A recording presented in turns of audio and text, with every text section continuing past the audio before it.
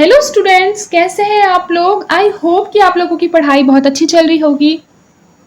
देखिए, हम लोग आदिकाल के अंतर्गत आज बहुत ही इंपॉर्टेंट एमसीक्यू सॉल्व कर रहे हैं जो आपके एग्जाम के दृष्टिकोण से बहुत ज़्यादा इंपॉर्टेंट है। तो चलिए ये शुरू करते हैं। लिखा है कि हिंदी भाषा फारसी से कम नहीं है सिवाय अरबी के। जिस प्रकार अरबी अपनी बोली में दूसरी भाषा को नहीं मिलने देती, उसी तरह हिंदी में भी मिलावट का स्थान नहीं है। यह बात किसने कहा था? तो याद रखिएगा, यह बात जो है वो अमीर खुसरो ने कहा था। ये चीज मैंने आप लोगों को थ्योरी वाली क्लासेस में पढ़ाया भी है। आगे देखिए, लिखा है यह आश्चर्य की बात है कि क्या खुसरो के समय तक भाषा घिसकर इतनी चिकनी हो गई थी जितनी उनकी पहेलियों में मिलती है। यह किसका कथन है? यह है आचार्य रामचंद्र शुक्ल जी का कथन। आप लोगों को पता होगा कि आचार्य रामचंद्र शुक्ल जो है एक महत्वपूर्ण आलोचक के रूप में हमारे सामने आते हैं। उन्होंने खुसरो के बारे में लिखा है कि क्या खुसरो के समय तक भाषा घिसकर इतनी ज्यादा चिकनी हो गई थी जितनी की उनकी पहेलियों में दिखाई देती है। आगे देखिए, श्याम बरन भौर दात अनेक, लचमत जैसी नारी दोनों हाय खुसरो खींचे और कहे तू आरी। उपर्युक्त पंक्तियां अमीर खुसरो की किस प्रकार की रचना है? तो उसका जो करेक्ट आंसर हो जाएगा ये हो जाएगा अंतरलापिका पहेली। क्या हो जाएगा? अंतरलापिका पहेली। अब देखिए, आगे आगे बहिना आई, पीछे पीछे भैया, दांत निकाले बाबा आए, बुरका उड़े मैया। इस पहेली का क्या अर्थ होता है? तो मैंने आप लोगों को बताया था। इसका जो अर्थ होता है वो होता है भुट्टा। फिर देखिए, सितार क्यों न बजा औरत क्यों न नहाई। अमीर खुसरो के इन दो सखूनों का क्या उत्तर होगा? यानी पर्दा न था। सितार इसलिए नहीं बजा क्योंकि पर्दा ना था, औरत क्यों नहीं नहाई? क्योंकि पर्दा ना था। आगे देखिए, रात के समय वह मेरे आवे, भोर भये वह घर उठी जावे। यह अचरज है सबसे न्यारा, ए सखी साजन न सखी तारा। अमीर खुसरो की उपर्युक्त मुकरी के संदर्भ में कौन सा कथन जो है वो असत्य है? तो उसका जो करेक्ट आंसर हो जाएगा ये हो जाएगा ऑप्शन नंबर बी, सुबह होते ही तारे जो है वो अपने घर चले जाते हैं। क्योंकि देखिए, तारे मुख्य रूप से रात को ही निकलते हैं, ये बात तो सही है। ठीक है, इस मुकरी का उपयुक्त अर्थ होगा तारा, ये बात भी सही है। मुकरी और पहेली लगभग एक समान होते हैं, मैंने ये बताया है। तो गलत कौन सा होगा कि सुबह होते ही तारे अपने घर चले जाते हैं? वो अपने घर नहीं जाते हैं, बल्कि सुबह की रोशनी में जो सूर्य की रोशनी होती है उसमें तारे छिप जाते हैं, मतलब दिखाई नहीं देते। आगे देखिए, नंगे पांव फिरन नहीं देत, पांव में मिट्टी लगन नहीं देत, पांव का चूमा लेत निपुता, ए सखी साजन ना सखी जूता। अमीर खुसरो की उपर्युक्त मुकरी में निपुता किसे कहा गया है? तो यह कहा गया है जूते को। जूते को क्या कहा गया है? निपुता कहा गया है। आगे देखिए, वो आवे तो शादी होए, उस बिन दूजा ना कोए, मीठे लागे वाके बोल। ए सखी साजन, बताइए कौन रहेगा? ना सखी ढोल। यानी जो इसका करेक्ट आंसर हो जाएगा वह क्या हो जाएगा? ढोल हो जाएगा। आगे देखिए, लिखा है उज्जवल बरन अधीन तन, एक चित्त दो ध्यान, देखत में तो साधु है पर निपट पार की खान। इसका जो करेक्ट आंसर हो जाएगा ये हो जाएगा बगुला पक्षी। क्या हो जाएगा? बगुला पक्षी।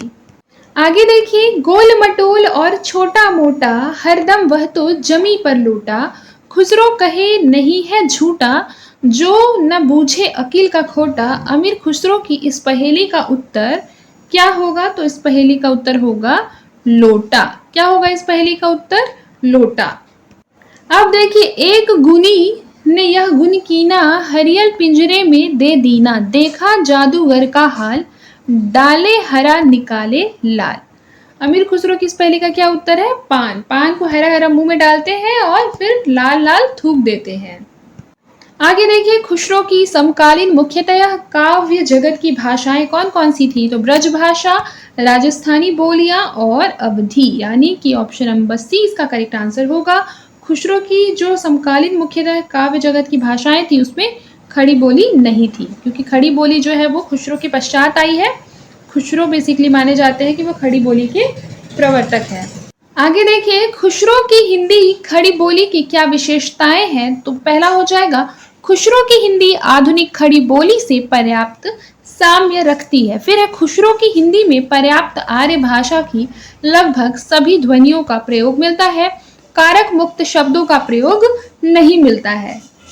ठीक है, तो ये जो है तीनों सही हो जाएगा। ये लिखा है कि सर्वनाम के मोही वाक्य आदि रूप मिलते हैं, ये चीज जो है ये क्या हो जाएगा, सही हो जाएगा। लेकिन इसमें लिखा है ना, ये जो है ये एक्सट्रीम सेंटेंस है। ठीक है, इसमें डायरेक्टली बोल दिया है कि खुसरो की बोली में बेसिकली कारक मुक्त शब्दों का प्रयोग नहीं मिलता है। देखिए, ऐसा हो सकता है कि कम मात्रा में मिले, बट चांसेस क्या होते हैं, मिलने के होते हैं। तो जब भी किसी भी कवि या साहित्यकार के बारे में ऐसे वर्ड लिखे जाते हैं ना, ऐसे सेंटेंस बना के, तो वो जनरली क्या होते हैं, गलत हो जाते हैं। ठीक है, तो हमारा जो करेक्ट आंसर हो जाएगा ये हो जाएगा ऑप्शन नंबर ए। आगे देखिए, विद्यापति अपने वियोग वर्णन में उतने ज्यादा सफल नहीं हुए हैं जितने संयोग श्रृंगार में। यह किसका कथन है, तो यह राम कुमार वर्मा का कथन है। इस तरीके के स्टेटमेंट वाले क्वेश्चन बहुत ज्यादा इंपॉर्टेंट है, एक बार आप लोग जरूर से जरूर देख लेंगे। अब देखिए, विद्यापति ने विरह का ऐसा मर्मस्पर्शी चित्रण किया है कि हृदय को हार कर रह जाना पड़ता है।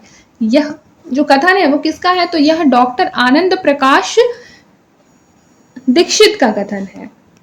आगे देखिए, संक का वाणी बहुआ न भावई, पाउआ रस को मग्म न पावई, देसिल बैना सब जन भिट्टा, तय तैसन जंपो अवहट्टा। उपर्युक्त पद में विद्यापति क्या कहना चाहते हैं, तो उसका जो करेक्ट आंसर हो जाएगा, वो कहते हैं कि बहुत से लोग जो है वो संस्कृत भाषा नहीं जानते, प्राकृत के रहस्य को समझा नहीं जाता, मैं अवहट में रचना करना पसंद करता हूँ।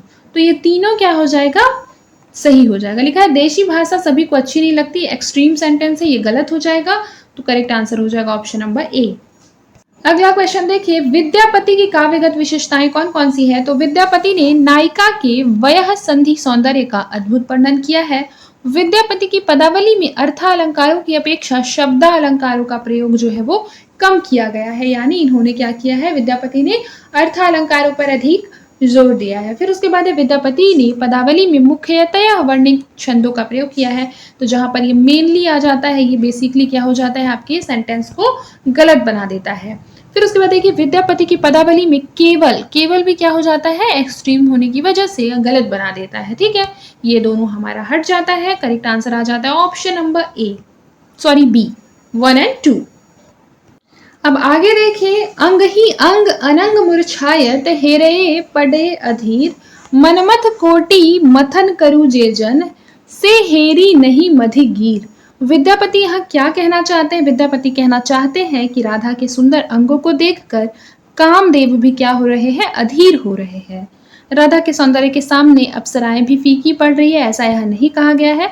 यहाँ लिखा है कि जिस श्री कृष्ण के सामने करोड़ों कामदेव की सुंदरता फीकी है, वे भी राधा को देखकर भूमि पर गिर रहे हैं। तो सोचिए राधा कितनी सुंदर होगी। ठीक है, बेसिकली ये इसका मतलब है, यानी कि 1 और 3 जो हो जाएगा ये इसका करेक्ट आंसर हो जाएगा। इस तरीके से ऑप्शन नंबर सी जो हो जाएगा ये इसका करेक्ट आंसर होगा। फिर देखिए, विद्यापति की पदावली में मुख्य है, ये हो जाएगा वयः संधि, फिर है नक्षिक वर्णन और फिर है अभिसार, यानी कि ऑप्शन नंबर ए इसका करेक्ट आंसर होगा। आगे देखिए, काव्य पंक्तियां हैं और उसके विषय। तो सबसे पहला क्या है कि शैशव जोवन धूमिल गेल, श्रवणक पथ दूहु लोचन लेल, ये इसमें क्या है, वयः संधि। फिर है जत देखल तत कहे न पारी, छो अनुपम एक साया, ये हो जाएगा नक्षिक वर्णन। फिर है तीतल बसन तनु लागू, मुनि हुक मानस भनभव जागू, ये बताइए क्या हो जाएगा, ये हो जाएगा सद्य स्नाता। उसके पश्चात देखिए, चंदा जानी उग आजुक रति, पिया के लिखी अब पठाओब पति, ये हो जाएगा अभिसार। ठीक है, अब आगे देखिए, यहाँ पर पंक्ति है और विशेषताएं दिए हुए हैं। सबसे पहले देखिए, अविनाशी दुल्हा कब मिली हो, भक्तन के रछपाल, ये हो जाएगा परमात्मा के मिलन की चाह।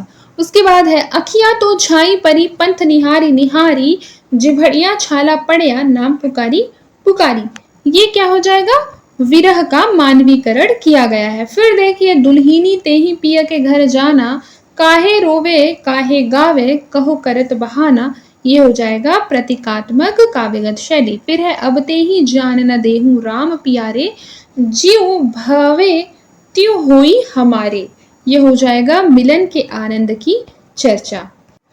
फिर देखिए पृथ्वीराज रासो के संदर्भ में यह किसका कथन है? बताइए कि भाषा की कसौटी पर यदि ग्रंथ को कसते हैं तो और भी निराश होना पड़ता है, क्योंकि वह बिल्कुल ही बेठिकाने हैं। ऐसा रामचंद्र शुक्ल ने बोला था। आप लोगों को पता भी होगा कि जो रामचंद्र शुक्ल जी हैं वो पृथ्वीराज रासो को अप्रामाणिक ग्रंथ मानते हैं। फिर देखिए रासो को काल, रचना और भाषा के आधार पर अप्रामाणिक नहीं कहा जा सकता, यह दशरथ शर्मा जी कहते हैं। आगे देखिए भय प्रात रति जूरत दिसय चंद मंदय चंदयो भर तमस तामस सुरबर भरी रास तामस छंदयो। काव्यांश में कवि चंदबरदाई ने किस छंद का प्रयोग जो है वो किया है? तो याद रखिएगा दंडमाली छंद का प्रयोग किया है। आगे देखिए निम्न में से कौन सा कथन जो है वो कवि चंदबरदाई के विषय में असत्य है? देखिए सबसे पहले लिखा है रासो के अनुसार चंदबरदाई जी का जो जन्म है विक्रम संवत 1206 में हुआ, सही है। फिर गारसा तासी ने चंदबरदाई को हिंदी का प्रथम कवि माना है, ये गलत है। फिर उसके बाद देखिए निकुंबला देवी चंदबरदाई जी की इष्ट देवी थी, यह भी गलत है, क्योंकि बेसिकली कौन देवी थी बताइए? तो याद रखिएगा नालंधरी देवी जो थी वह जो है वो चंदबरदाई की इष्ट देवी थी, न कि निकुंबला देवी। और याद रखिएगा कि मिश्र बंधुओं ने चंदबरदाई को हिंदी का प्रथम कवि माना है, न कि गारसादा तासी ने। जब भी आप सॉल्यूशन देखते हैं तो आप लोगों को उसका सारा स्टेटमेंट का करेक्ट जो वे है वो पता होना चाहिए, ठीक है? तो इस तरीके से गलत हो जाएगा दूसरा और तीसरा।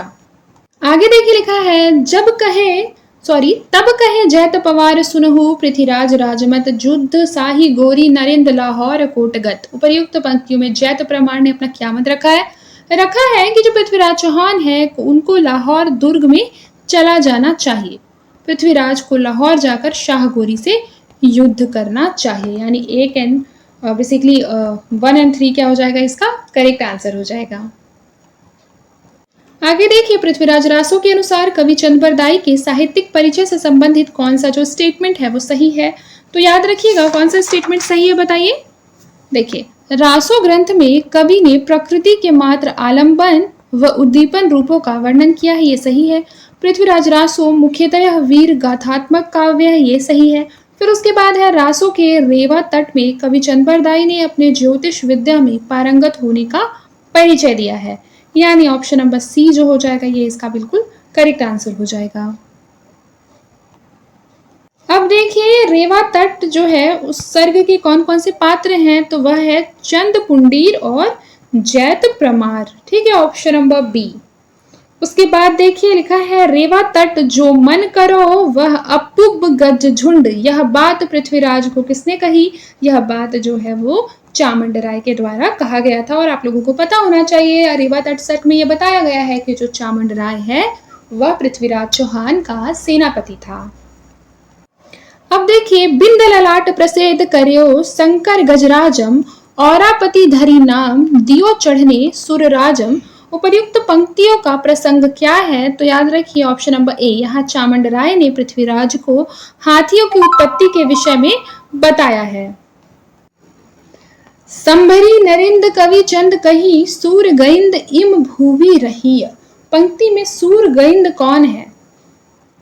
कौन है बताइए? ऑप्शन नंबर डी, देवताओं के वाहन हाथी। फिर देखिए अगला क्वेश्चन है कि पृथ्वीराज रासो की मुख्य विशेषताएं कौन कौन सी है? तो याद रखिएगा कि पृथ्वीराज रासो को डिंगल साहित्य का सर्वप्रथम प्रबंधात्मक काव्य कहा जाता है।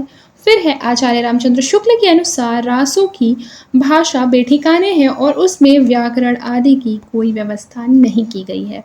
फिर है पृथ्वीराज रासो को मूल रूप से वीर रस प्रधान काव्य कृति माना जाता है, बिल्कुल सही बात है।